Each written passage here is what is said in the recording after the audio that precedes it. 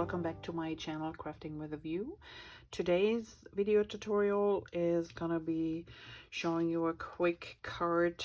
It's a sympathy card, and we will be using some retired papers, but you might still find something in your stash you can use for those. I used Sangria and our black ink for some of the stamping, and I will put those aside.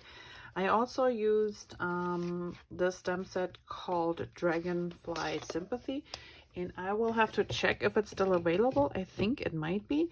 So if so, I will link it down below. And then that's pretty much it. A couple blinks. And we did stamp the inside with a phrase, which is from 2 different sets. And these are old retired sets, but you might have something else that you can fill in. All right. Let's get going here. Put this aside. So when you get your package, make sure you pull everything out carefully. That way you don't lose your blings. So we have a piece of cardstock, which is cut at 5 1/4 by 1. Then we have a piece of Sangria cardstock, which is cut 3 by 4. Then we have a white piece, which is a little bit smaller. It's cut at 2 3/4 by 3 3/4. And we have our little bling. And then we have 2 pieces of design paper, and these are cut 3 3/4 by 5 1/4, and then this red one is a little bit smaller. It's cut at 2 1/4 by 5. So let's get going with these. So for the stamping, I used a technique that is called rock and roll stamping, and what you do is you stamp, you ink up your stamp with the lighter ink usually. So in this case I used the Sangria first, and then I took the stamp and rolled it a little bit, the edges, into the black ink, so you get a little bit black in here mixed in each of the stamped images, and naturally they look different depending on where I rolled it. And so everyone here's a little bit more black on the edges, while this one has more black here. So it all depends on a little bit where you put these. And did I stamp the inside? Yeah, my inside is already stamped. I will show you when we're done here, maybe quick how to do that. But let's get adhering our papers first. So make sure you have your card the right way around.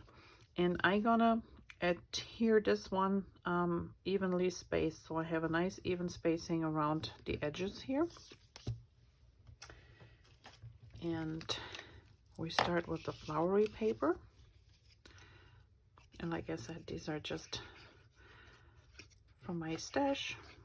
I always have to make sure I have enough papers to fill a card class with it, and sometimes I need like up to 5 sheets of one kind depending on the design. So sometimes I have to go back to some older papers, and in this case we only need a strip.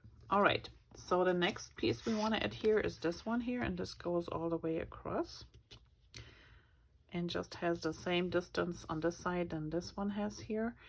So that's all I take care of, and then I also make sure it lines up with these 2 pieces. And as you can see here, sometimes when you have just a little bit of paper left, you run out, or you, in this case I set my Cricut to the wrong size, so I had to paper pierce a little bit, but the majority will disappear once we adhere the red piece to it.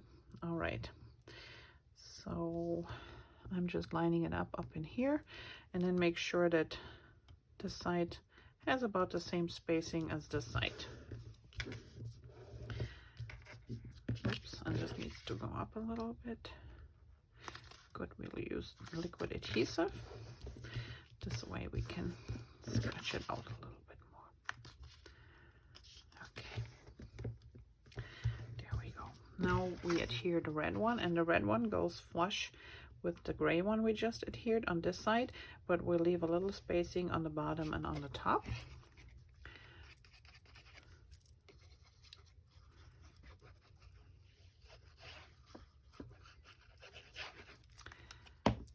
And we will adhere this to the card front.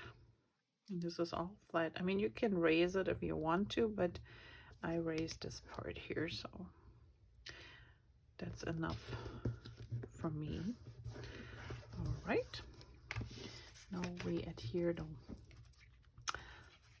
white piece in the center of our Sangria cardstock piece.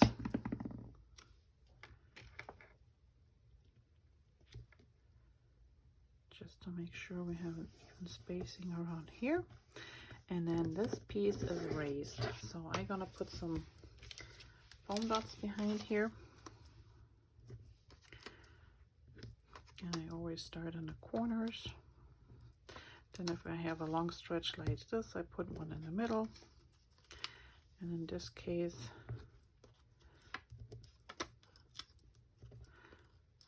I put like 4 in the middle. And remove the backing.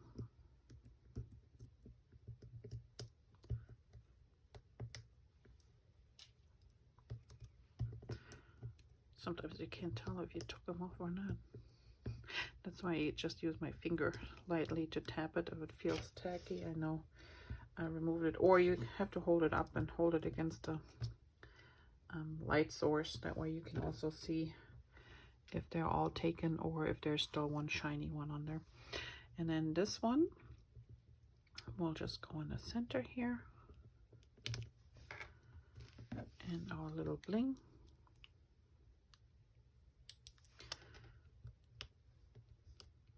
Goes down here. And then all that is left, I took a little black pen and just put like 3 little dots here and there. Just makes it look so different.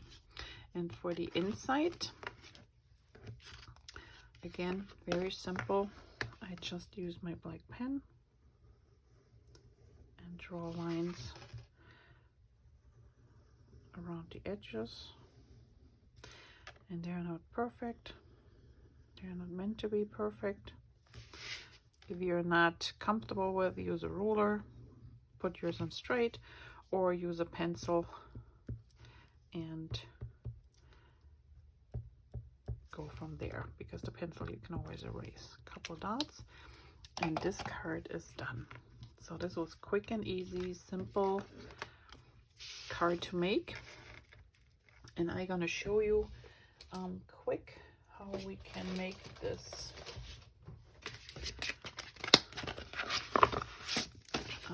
two-tone stamping. So I'm just gonna use a flower here. By the way, the inside stamps that we're using is from this set. So this is a very old one. It's called Take Heart. This is no longer available, but I'm sure you have something similar you might be able to use. All right, I need a block.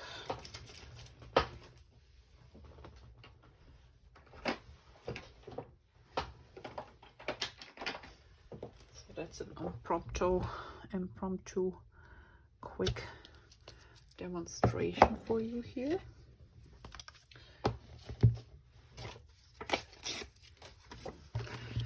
Okay. And as you know, with all our stampings, you should have always this pouch underneath that comes with your stamp set from Close to My Heart. So I just put this down here. I have a bigger sheet just sandwich between papers, scrap papers, in case I need to stamp over the edge without getting my surface all messed up. So I'm inking up my flower now in this nice Sangria red. And when you do the rock and roll technique with the black in this case, it doesn't harm your black. If you do this with other colors, you have to be mindful. If you're using, let's say, a yellow as a base and then you have a blue, depending on how vibrant your yellow is, it might tint your blue a little bit green in those areas. So in this case, you might want to just use one of your sponge daubers and go in the blue, and then go around the edges of your flower or your item. So just you know, make sure you don't mix colors that way by accident, because then you ruin your stamp, your ink pad. All right, I think there's enough on here. So now I'm just gonna do the rolling. So I'm rolling my edges of this flower, maybe a little bit deeper. Okay, and then I just go down, hold it for a couple seconds, and I go straight up. And there you can see there's your red, and then there's this black on the outside. We can do this a little bit less dominant. So in this case, let's ink it one more time in red. And maybe I just do the tips of the leaves here. Oops. And maybe a little bit here on the edges. Let's try this on the other side. Just flip it over. So depending on how much and how deep you roll this in, or how little, you only get just a tiny little bit here on the leaf ends and a little bit on the flower. So either or, there are multiple ways. What I love to do this is like when you do fall items, like you stamp leaves or something for a fall card or layout. This is always a great technique when you have like an orange as a base, and then you use the brown to go around the edges, or a green, which makes it really, really look pretty, like, you know, your fall colors. The leaves that you find outside, they're not always just one color, so this is always a nice thing to have. All right, I hope you enjoyed this little technique, and I will see you back next Wednesday for another card tutorial, and hopefully in between I can show you a few layouts I'm working on, so stay tuned. Thanks for watching. Have a great day. Bye.